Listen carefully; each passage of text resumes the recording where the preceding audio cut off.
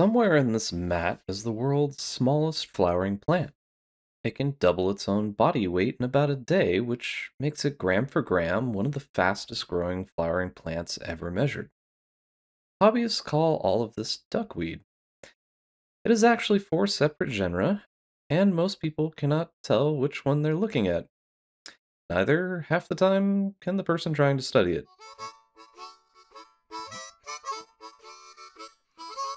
For most of the 20th century, duckweed had a family of its own, Lemnaceae.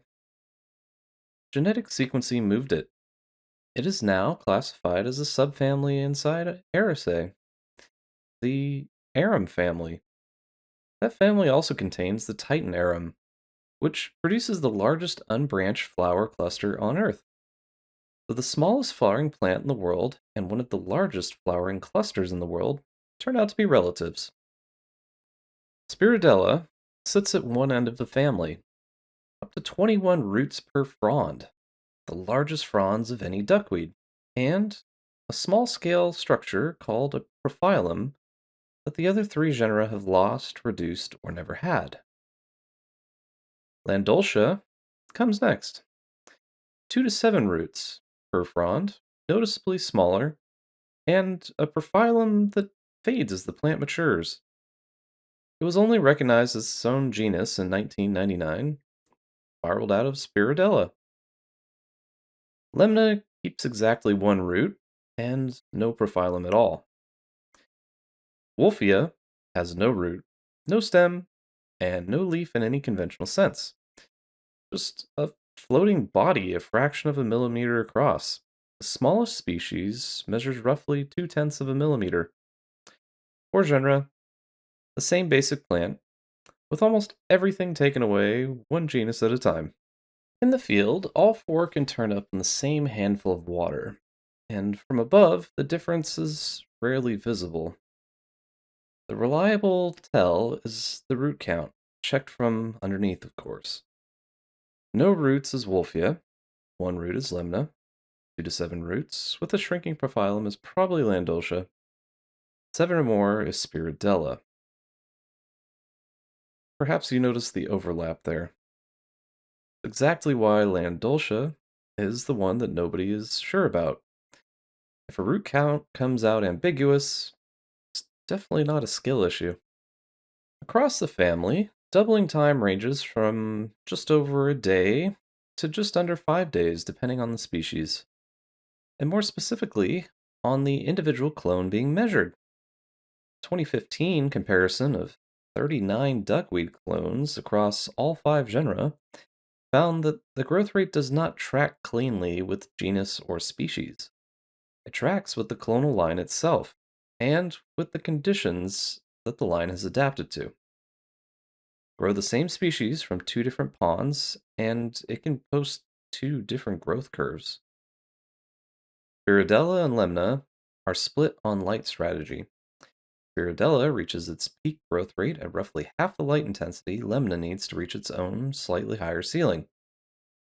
Run either of them through the light and dark bottle method from our previous episode, and duckweed would sit at the extreme end of the chart, the fastest growing flowering plant tested against anything else in the series.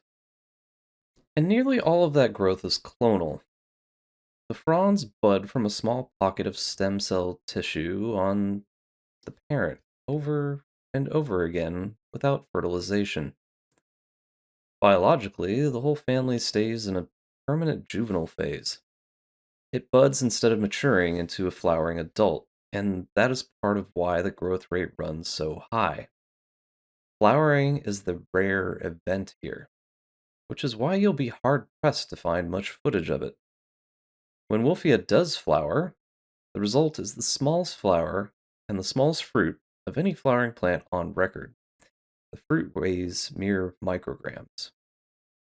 Spirodela has a different trick up its sleeve. Dense, starch loaded fronds called turions sink to the bottom and will sit dormant through winter, and then float back up and resume budding when conditions improve.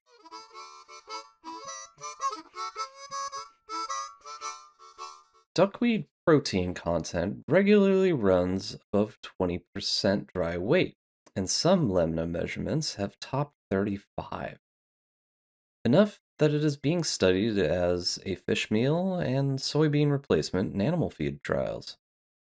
Wolffia is eaten directly in parts of Southeast Asia where it is sold and cooked as a vegetable. The same growth rate that makes it a tank nuisance makes it efficient at pulling nitrogen and phosphorus out of the water. Treatment facilities use duckweed ponds for exactly that. The fastest growing flowering plant on the planet turns out to be useful for the very reason hobbyists find it annoying. In the wild, and in a lot of ponds, none of this biomass goes to waste. Something is always eating it. Grass carp are the extreme case. They were introduced into the United States specifically for aquatic weed control, and just so happen to have a gut with a set of digestive enzymes built for exactly this kind of plant matter. Tilapia take a similar approach in aquaculture, and dried duckweed has replaced up to half of a commercial tilapia feed ration without harming growth rate. Though, if you push that higher, the growth does drop. Inside a home aquarium, the reliable eater is a silver dollar, a warm water tropical fish that will strip a duckweed mat about as fast as it regrows, provided the tank stays heated. Common carp, koi, and goldfish will all eat it too, though slightly less efficiently. They are omnivores, sampling duckweed alongside everything else on the menu, and if you keep one, you're well aware of this fact. Smaller aquarium residents will nibble at it as well. My Florida flagfish thoroughly enjoy Wolffia when I clean it from other tanks. Betas, mollies, and other live bearers are commonly reported at picking duckweed roots and fronds, though the evidence here is mostly anecdotal and there's no real feeding trial data that exists for this. So, none of it really makes the duckweed disappear from a typical community tank. It makes it food, which is a different answer than pest, at least. In the wild, fish are not the only organisms that will eat duckweed. It has a dedicated predator, the duckweed weevil. The female will chew a hole in the upper surface of a frond and lay eggs inside the tissue, sealing them up behind her. The larvae then will hatch out and eat from the inside, leaving the outer skin intact. A leaf can look completely normal from above, yet be completely hollowed out underneath. And the weevil is not picky about genus either. It has been recorded feeding and developing on Lemna, Spirodela, and Landoltia alike, and it's now established in at least 23 US states. In the tank, duckweed's growth rate becomes a reliable data point. A duckweed population that covers the surface within a week or two is reading a nitrogen and phosphorus load higher than whatever is living underneath can actually use. Crowd the surface too densely, and the plants signal it to each other as well. A 1990 study found that overcrowded Spirodela shifts its own hormone production in response, part of what caps the mat before it can spread indefinitely. Scooping duckweed out is not just tidying up either. Every handful removed carries that nitrogen and phosphorus physically out of the system. Consider it a nutrient export tool that just so happens to seem like a chore. And you do want to keep up with your chores as well. A surface covered by duckweed can starve out light for plants and oxygen for animals beneath the air water interface. This can cause a cascade of chaos that will leave you with a foul mess. I hope it goes without saying, but the same rule from the trumpet snail episode applies here. Several Wolffia and Lemna species are already established outside of their native ranges, including populations being monitored in Florida. None of it goes down a drain that leads outside. Thank you. 4 genera, 1 common name, and a family tree that runs from the largest duckweed frond to the smallest flowering plant ever measured. Next time, it is just called duckweed. Ask which one. You may just find your garnish for dinner. Hello everyone, welcome back to a wonderful edition of Cooking with Ryan. And today we're going to try watermeal, which I've been told is just as bland as the rest of our English cooking, and we have very little flavor. So I think it will go just swimmingly, if you catch my drift. So what I've done is I've gone and I've scooped out my lovely watermeal from my aquarium where I've been growing it en masse. And then, of course, we go for a little rinse, make sure that it is completely clean.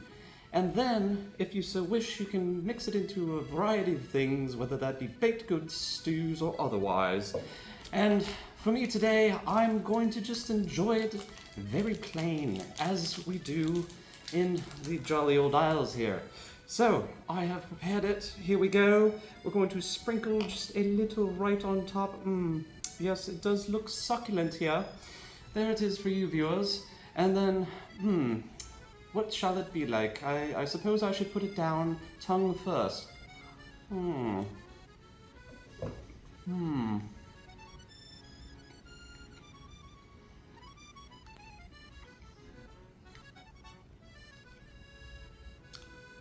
Editor, do take note that you should probably speed this up here, yes. I didn't taste it at all. Great, smashing. Get your protein this way, everyone. Just sprinkle a little on top. Completely blocked out by the chocolates and the nuts here.